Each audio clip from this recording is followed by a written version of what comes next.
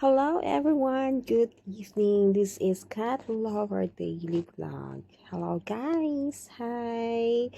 Ayan, for today's video, we're going to supermarket. Ayan. So guys, magandang kami. Kamusta ang buhay-buhay natin? Ayan. Ako bilang isang OFW, sometimes alam natin nag-crave tayo especially sa Filipino food. So, ayun guys, napagtripan namin talaga ng kasama ko na nag-usap talaga kami, napunta kami ng market. So, maghahanap kami ng gulay kung anong meron na naman doon na pwede namin kutkutin in the night talaga, no? Kasi para kami, alam mo yun, pag tuwing gabi kasi, habang nanonood kami ng mga movies, ganun. So, gusto namin may kinukutkot kami. Especially, guys, naghahanap kami ng fresh na gulay. So, ayun, napag-isipan namin dalawa, after na pagtulog namin, nagising na lang kami na nag-usap, guys, na punta tayo sa supermarket, maghanap tayo ng gulay, fresh gulay. Kasi, every Friday, Saturday, yun ay, tawag dito, pasensya na sa, ng motorbikes. Yan. Kasi malapit kami sa Kali dito. So, every Saturday and Friday, it's a family day ng mga boss namin. So, every Friday, doon kami kina Lola.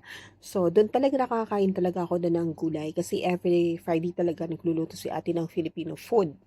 So, thankful ako doon kasi nilutuan ako ni ate kung anong kinikrave ko na food. At tinatanong niya ako kung anong gustong kong kainin as long na meron lang siya. So, very thankful ako and blessed. Din ako kasi nandun si Ate Mel. So, ito guys, ito ngayon yung pinaka talaga yung pinaka main talaga kung bakit kami pumunta ng supermarket na kasama ko, si Inday. Kasi, plan namin maglasoy. So, sabi ko sa kanya, punta tayo ng supermarket, maghanap tayo ng fresh na gulay doon. Baka meron na. Kasi, every Thursday kasi, nag-aano sila doon. Naglalagay sila ng mga bagong paninda doon. So, nag-i-inventory sila and then, nilagyan nila ng, nagdi-display na sila ng mga bagong, doon. So, ito ngayon, itong si Inday, napag-isipan niya, bumili kami ng saluyot, tsaka alugbate. Yun. Kasi may natira pa nga kaming kalabasa, opo, at saka okra sa fridge. So, yun nga, at sabi ko sa kanya, lagyan natin ng hipon. So, ayun, nakabili na kami, guys. Pero habang naglalakad kami sa daan, na-amaze kami sa mga bahay. Alam niyo, guys, yung para napaisip kami sa gano'ng kalaking bahay, ilang kayong pamilya nakatira? Kasi gano'n yun dito eh. Actually, nasa Middle East ako. So, I've been working here for 14 years na. So, ayun nga. So, na-adapt na rin. Medyo na-adapt na rin yung food nila. Pero, mas masarap talaga yung nag-crave ng pagkain Pinoy talaga. Walang ano dun. Walang kapalit talaga. Kasi kinalakihan natin yung pagkain na nasanayan natin. So, ayun, habang naglalakad kami ni Inday, and that part niyan, usually, marami ako nakikita mga pusa dyan, mga stray cats. I don't know bakit ngayon wala na. So, every time kasi, pag lumalakad kami, minsan may sumusunod sa akin, may nakikisabay, yung talagang magtatawag talaga ng pansin sa'yo. Yun. Kasi mahilig talaga ako sa pusa, guys.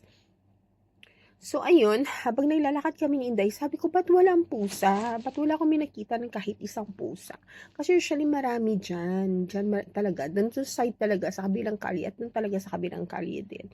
So, marami talaga. So, napag-isip-isip ko, sabi ko, bakit wala sila?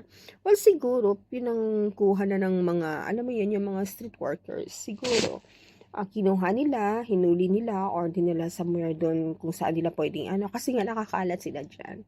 So, yung palagi kong ginagawa kasi, palagi ko silang binibigyan ng tubig every time na punta kami ng market. So, nagdadala talaga ako guys ng bote na may water talaga. Just in case may makita akong pusa, stray cats. Binibigyan ako ng tubig o kaya tinapay. So, at that time, kanina wala akong may nakita. So parang na-devastate ako, yung alam mo yun, parang parang nalumo ako kasi wala akong may nakita, as in wala akong may nakita talaga that sa ganyang time na yan. So patuloy lang kami sa paglalakad ni Inday, medyo malayo-layo pa yung lalakarin namin. Pero maganda na rin kasi parang exercise na rin araw-araw, di ba? Maganda na rin maglakad-lakad kasi medyo yung panahon, malamig na din. Medyo, so sana nga soon magiging malamig talaga kasi sobrang init talaga dito sa Middle East guys, sobra talaga.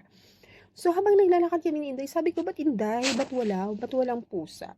So, ayun, habang naglalakad kaming dalawa, wala lang, pakanta-kanta lang, si Hinday ang layo na nandun sa likod ko at ako medyo kasi mabilis ako lumakad. So, yun na nga din. So, sabi ko, bakit ang laki ng mga bahay? Ang laki ng mga bahay. Ilan bang pamilya nakatira, no? 'Di ba? Normally sa atin, hindi naman ganyan kalaking bahay. So, yun lang din, napag-isip-isip ko lang din. Medyo malayo-layo pang ilalakarin namin. Kaya, ayun nga, sa dami-dami na sasakyan sa daan. Pero alam nyo guys, doon mo talaga masusubok yung bilang isang OFW, nag-iisa ka lang doon sa buhay mo.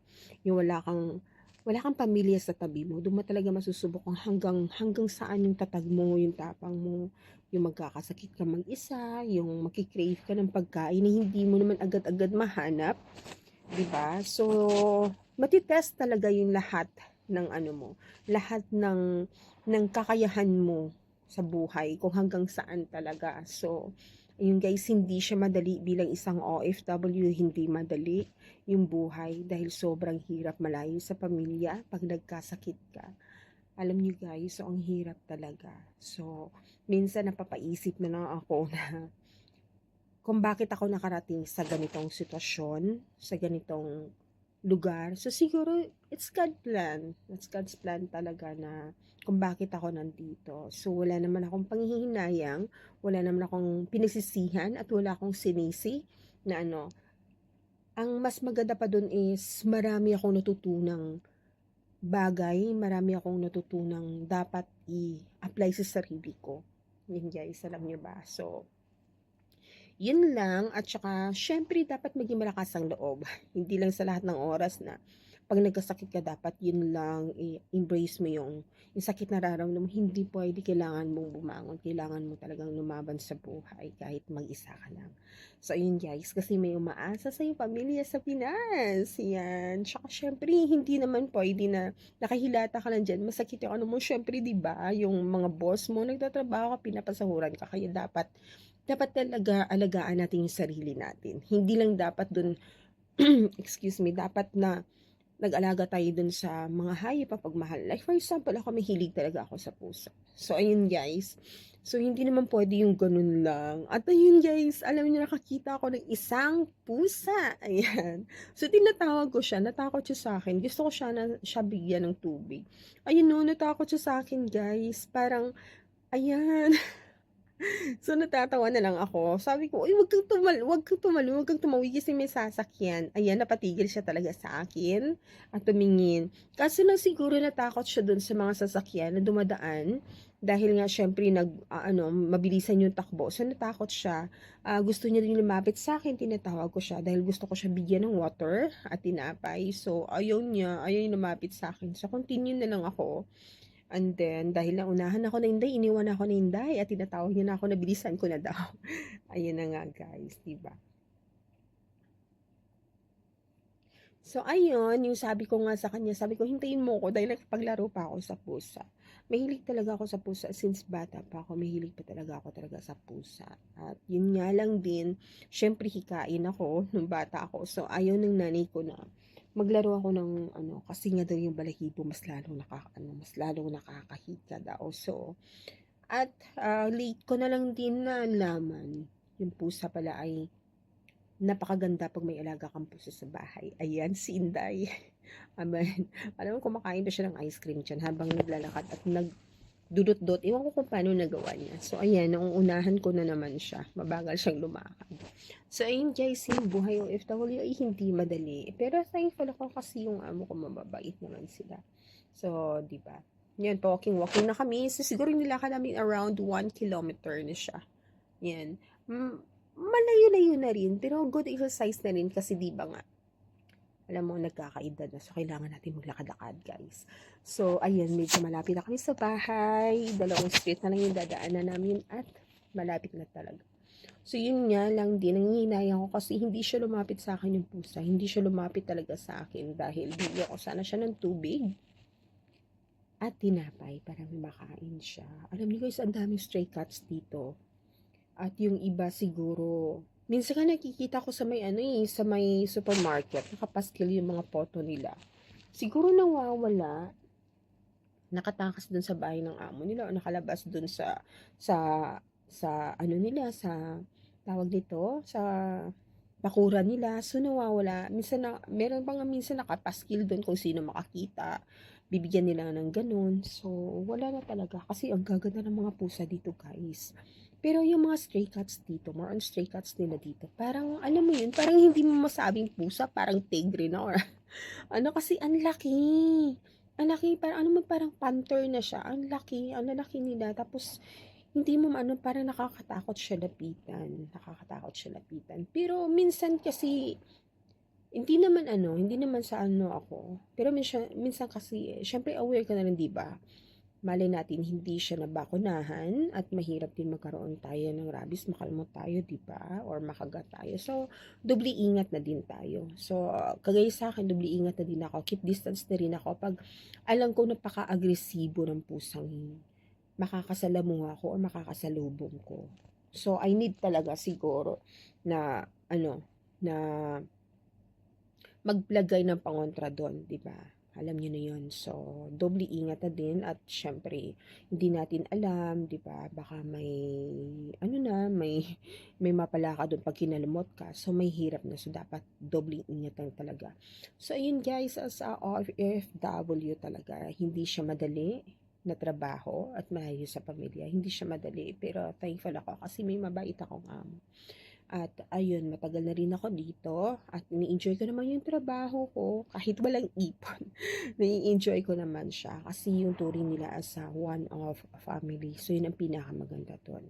So ayun guys, ayan. Ang laki ng bahay dyan ng dadaanan namin ni Inday. So ayan, this is the last street na papunta na kami doon sa place namin. Ayan, wala kaming magawa kasi wala yung amo namin. So nagpaalam kami, nagpunta kami sa supermarket. Namili kami ng gulay dahil magla-last oy kami by Saturday together with my friends, mga friends namin, mga yaya dito. So, ayun lang guys. Thank you so much for watching. This is Cat Lover Daily Vlog po. Sana po magustuhan yung vlog ko po, yung araw-araw kong pag-vlog po, yung mga video ko. Paki-like and share na lang po and subscribe. Thank you so much po guys. Have a blessed day. Thank you.